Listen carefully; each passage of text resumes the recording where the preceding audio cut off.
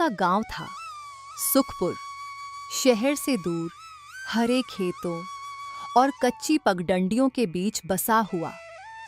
यहाँ जिंदगी सादी थी, लेकिन हर रविवार कुछ खास होता था। गांव के बीच एक पुरानी मिट्टी की हवेली थी। यहीं रहते थे भोला राम और सावित्री, पूरे गांव के अपने चाचा चाची। भोला राम की उम्र 60 के पार थी। चेहरे की झुर्रियां मेहनत की कहानी कहती थीं, लेकिन आंखों में आज भी वही चमक थी, गांव के लिए बेहिसाब प्यार।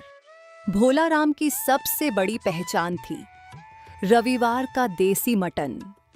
भोला राम की सबसे बड़ी पहचान थी रविवार का देसी मटन। वे कोई रोज का होटल या ढाबा नहीं चलाते थे। सिर्फ रविवार को सुबह सुबह ताजा देसी बकरे का मांस लाते, करीब 80 से 90 किलो। लकड़ी के चूल्हे पर बड़ा लोहे का डेग चढ़ाते, धीमी आंच पर घंटों पकाते। मटन में उनका गुप्त मसाला डालते, वो मसाला जो उनकी माँ ने उन्हें अपनी आखिरी सांसों में सौंपा था। खुशबू ऐसी कि गांव के आखिरी छोर तक पहुंच जाती। साथ में चावल धान की खुशबू वाला, धीरे धीरे उबला हुआ, और कुरकुरे पापड़ सावित्री के हाथों से तले हुए, पतले पतले सुनहरे। रविवार को गांव के बाकी ढाबे, चाय की दुकानें, यहाँ तक कि पान की दुकान भी लगभग बंद हो जाती। सबकी नजरें भोला राम के आंगन पर। बच्चे सुबह से ही पूछते, चाचा आज मटन बनेगा ना? बूढ़े लोग कहते, भोला राम का मटन खाकर ही लगता है जिंदगी में कुछ कमी नहीं रही। एक रविवार की सुबह, सूरज अब भी पूरी तरह निकला भी नहीं था कि भोला राम उठ गए। पुरानी धोती कंधे पर लपेटी, सिर पर पगड़ी बांधी और बाजार की ओर चल पड़े। रास्ते में सुबह की ठंडक थी, कोहरा हल्का सा। बाजार पहुंचे तो कसाई रामदास ने दूर से ही देख लिया। रामदास ने हंसते हुए पूछा, अरे चाचा, आज फिर पूरा बोरा? कंधे दुखते नहीं क्या? भोला राम ने मुस्कुराकर जवाब दिया, अरे रामदास भाई, ये बोझ नहीं है, यहाँ गांव वालों का इशारा है। बच्चे सप्ताह भर इंतजार करते हैं। अगर आज नहीं बनाया तो कल उनके वो चेहरे की चमक कहां से आएगी? और मेरे लिए तो यही कमाई है, उनकी मुस्कान। रामदास ने मांस तौला, अच्छे टुकड़े अलग रखे, नली वाले, मोटे मोटे। भोला राम ने बोरा कंधे पर उठाया। रास्ते में कई लोग मिले, सबने प्रणाम किया। कोई बोला, चाचा आज स्पेशल बनाना। भोला राम बस मुस्कुराते रहे। घर पहुंचे तो सावित्री दरवाजे पर खड़ी थीं। उनकी साड़ी पर आटा लगा था। सुबह सुबह चावल साफ कर रही थीं। देखते ही बोली, अरे भोला राम, इतना भारी बोझ फिर अकेले? उम्र हो रही है, कंधे दुखते होंगे।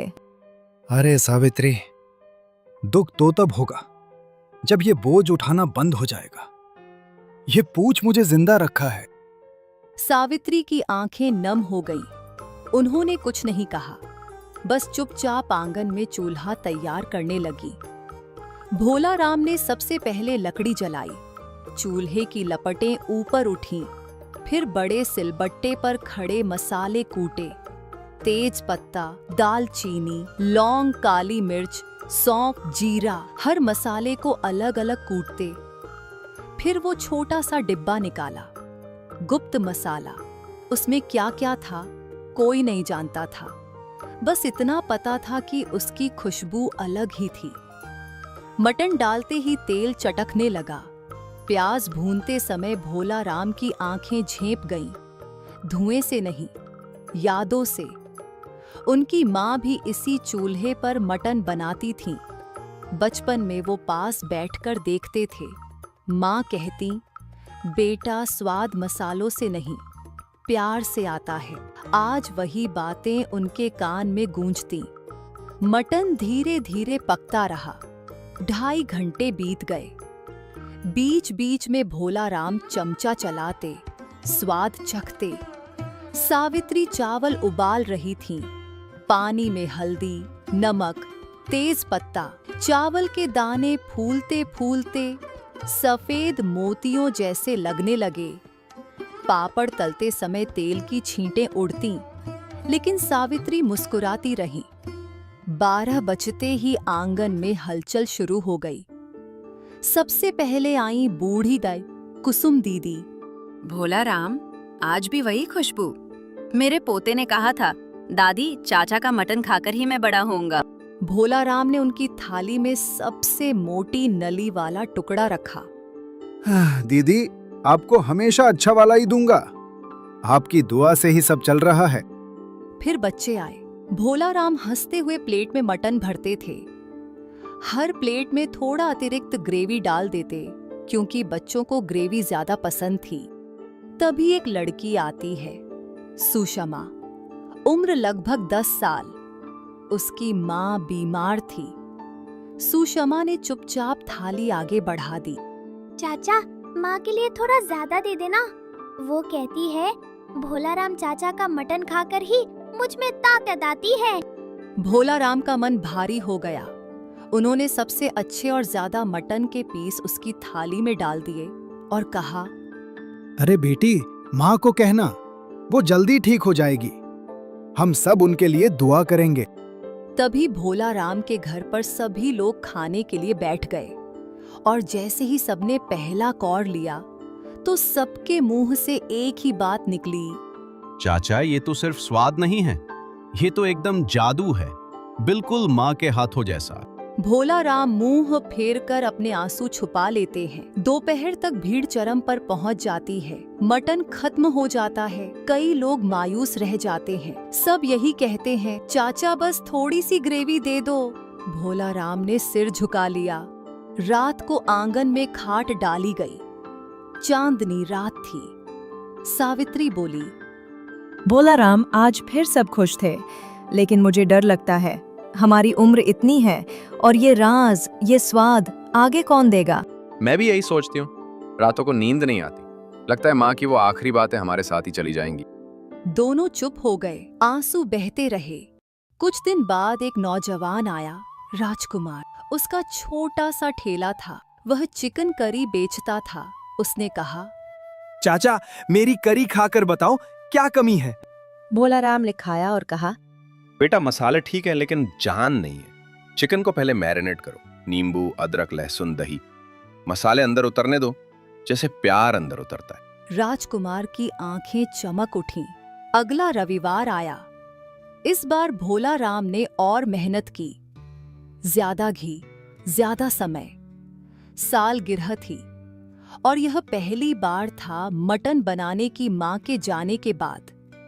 12 बजे लोग आए। प्लेट पर मटन उठते ही सब चिल्लाए, चाचा आज मटन दुगना है। भोला राम बोले, आज मटन करी बनाने की सालगिरह है।